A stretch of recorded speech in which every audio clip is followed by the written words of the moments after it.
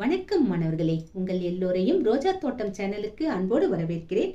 மாணவர்களே, இன்று நாம் கண்ணென தகும் பாடத்தில் தரப்பட்டுள்ள மொழியை ஆள்வோம் மொழியோடு விளையாடு பயிற்சிகளுக்கான விடைகளை படிக்கலாமா? முதலில் மொழியை ஆள்வோம். இங்க படித்து சுவைக்கன்னு ஒரு பாடல் கொடுத்துருக்காங்க. அதுக்கப்புறம் கீழே வந்தீங்கன்னா தொடர்களை நீட்டித்து புதிய தொடர்களை உருவாக்குகன்னு கொடுத்துருக்காங்க. எடுத்துக்காட்டுக்கு என்ன கொடுத்துருக்காங்கன்னா, பாடம் படித்தான். அதை எப்படி நீட்டிச்சு எழுதியிருக்காங்க பாருங்க.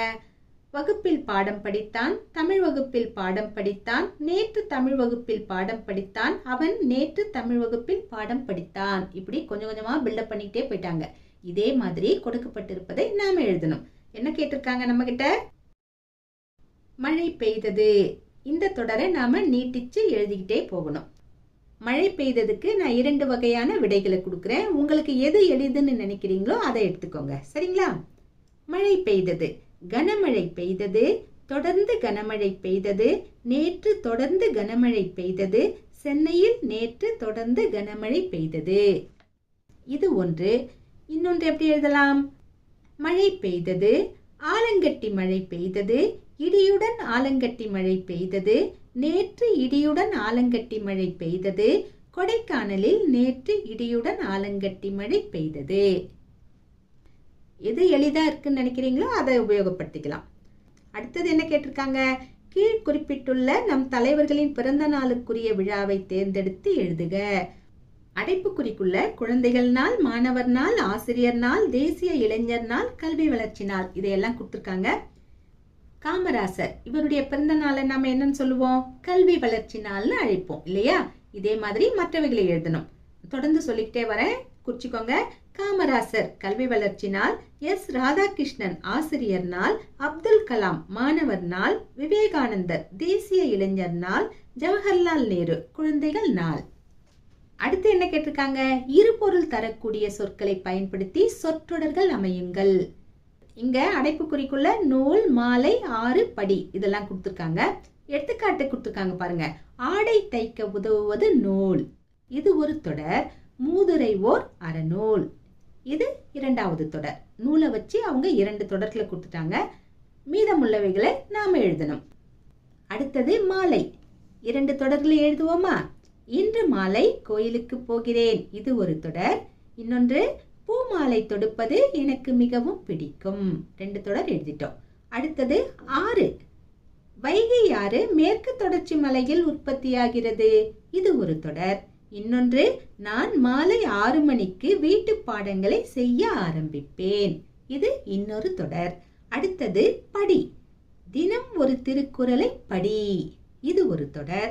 இன்னொன்று படிகளில் உட்காராதீர்கள், இது இன்னொரு தொடர். அடுத்தது பின்வரும் பத்தியை படித்து வினாவிற்கேற்ற விடையளிக்கவும். இப்படி கொடுத்துருக்காங்க. இங்க 2 பத்திகள் தரப்பட்டிருக்கு. இந்த பத்தியை நீங்க முழுசா படிச்சு பார்க்கணும். படிச்சீங்கன்னா தான் அதுக்கு கீழே கேட்கப்பட்டிருக்கிற 5 கேள்விகளுக்கு சரியான விடையை நாம கொடுக்க முடியும். நான் நேரடியா வினாவிற்கு போகிறேன், ஆனா நீங்க அப்படி வரக்கூடாது. இந்த 2 பத்தியும் படிச்சுட்டு வாங்க, சரிங்களா? முதல் கேள்வி என்ன கேட்டிருக்காங்க? காமராசரின் வீட்டிற்குள் நுழைய முயன்றவர்கள் டேஷ். விடை: காமராசரின் வீட்டிற்குள் நுழைய முயன்றவர்கள் சிறுவன், சிறுமி. 2. இந்நிகழ்வு சிறுவனது குடும்பத்தின் டேஷ் பண்பை விளக்குகிறது. விடை: இந்நிகழ்வு சிறுவனது குடும்பத்தின் நேர்மை பண்பை விளக்குகிறது. 3. மறுநாள் குழந்தைகள் வந்ததும் காமராசர் மனம் டேஷ். எப்படி விடை எழுதலாம்? மறுநாள் குழந்தைகள் வந்ததும் காமராசர் மனம் நெகிழ்ந்தார். அடுத்தது 4வது கேள்வி. சிறுவனும் சிறுமியும் எதற்காக காமராசரின் வீட்டிற்கு வந்தனர்? இந்த பத்தியை படிச்சு பாத்தீங்கன்னா இதற்கான விடை உங்களுக்கு எளிதா புரியும், சரிங்களா? எப்படி விடை எழுதலாம்? சிறுவனும் சிறுமியும் தங்களின் அண்ணனுக்கு தேர்வு கட்டணம் கட்டுவதற்கு பணம் இல்லாததால் பண உதவி கேட்டு காமராசரின் வீட்டிற்கு வந்தனர். கடைசி கேள்வி. காமராசர் செய்த உதவி யாது? விடை: காமராசர் ஏழை மாணவனுக்கு தேர்வு கட்டணம் கட்டுவதற்கு பணத்தை கொடுத்து உதவினார். அடுத்தது என்ன கேட்டிருக்காங்க? பின்வரும் சொற்களை பயன்படுத்தி சொற்றொடர்களை உருவாக்குங்கள். இங்க ஒரு அட்டவணை கொடுத்திருக்காங்க. அட்டவணையில சில சொற்கள் இருக்கு. இதை உபயோகப்படுத்தி சொற்றொடரை நாம உருவாக்கணும். எடுத்துக்காட்டுக்கு என்ன கொடுத்திருக்காங்க? ஆசிரியர் பாடம் கற்பிக்கிறார், இப்படி கொடுத்திருக்காங்களா? இதே மாதிரி சொற்றொடர்களை நாமளும் உருவாக்கணும். முயற்சி செய்யலாமா? ஆசிரியர் கவிதை எழுதுகிறார், ஆசிரியர் கவிதை படிக்கிறார், ஆசிரியர் கவிதை கற்பிக்கிறார், மாணவன் கவிதை எழுதுகிறான், மாணவன் பாடம் எழுதுகிறான், மாணவன் பாடம் படிக்கிறான், மாணவன் கவிதை படிக்கிறான். இந்த மாதிரியெல்லாம் நாம சொற்றொடர்களை எழுதலாம். அடுத்து பாருங்க, கட்டுரை எழுதுக கொடுத்துருக்காங்க. தலைப்பு என்ன கொடுத்துருக்காங்க? காமராசர். குறிப்பு சட்டகத்தையும் அவங்களே கொடுத்துட்டாங்க. அதாவது என்னென்ன தலைப்பெல்லாம் இடம்பெறணுங்கிறத அவங்களே வரிசைப்படுத்திருக்காங்க பாருங்க. முன்னுரை இருக்கணும், இளமை காலம் இருக்கணும், கல்வி பணி இருக்கணும், நிறைவேற்றிய பிற திட்டங்கள் இருக்கணும், கடைசியா முடிவுரை இருக்க வேண்டும். கட்டுரை எழுதுவோமா? காமராசர்.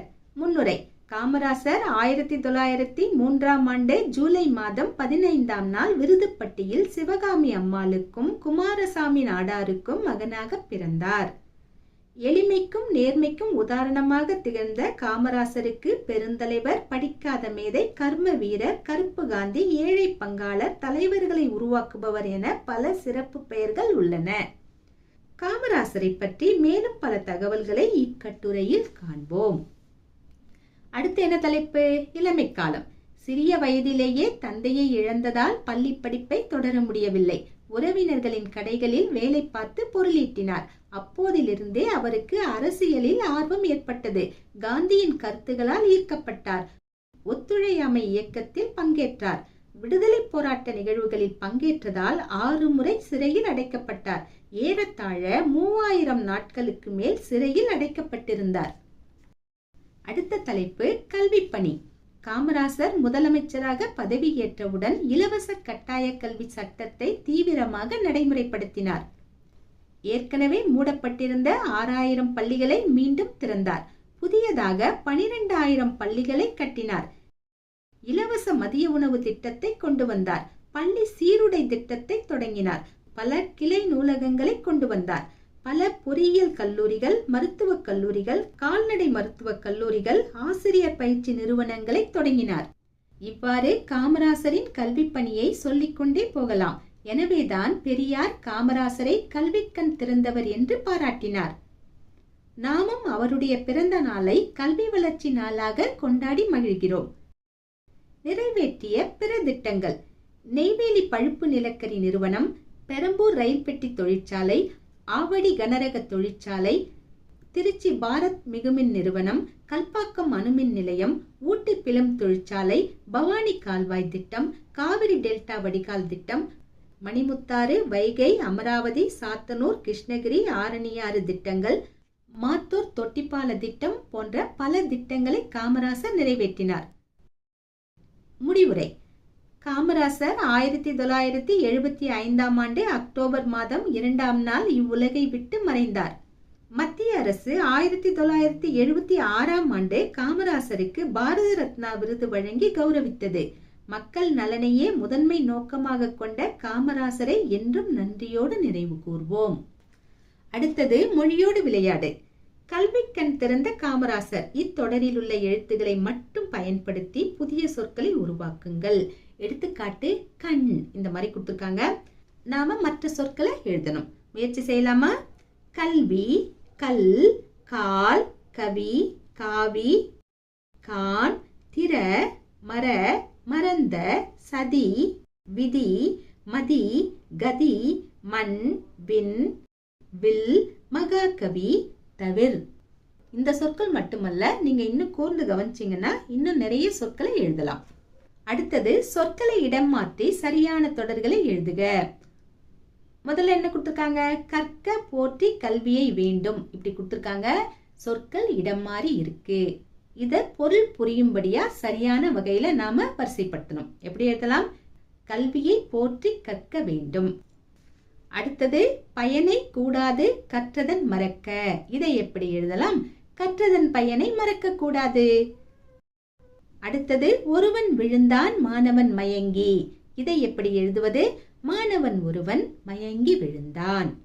அடுத்தது நூலகம் இங்கு உள்ளது மின். இதை எப்படி எழுதுவது? மின் நூலகம் இங்கு உள்ளது. கடைசியாக சொல்லின் ஆயுத எழுத்து வராது முதலில். இதை எப்படி எழுதலாம்? ஆயுத எழுத்து சொல்லின் முதலில் வராது, இப்படி எழுதலாம். சொல்லின் முதலில் ஆயுத எழுத்து வராது, இப்படியும் எழுதலாம். சரிங்களா? மாணவர்களே, இன்று நாம் மொழியை ஆள்வோம் மொழியோடு விளையாடு பயிற்சிகளுக்கான விடைகளை பார்த்தோம். நாம் வேறு பாடத்தோடு மீண்டும் சந்திக்கலாம். டாடா, பாய்.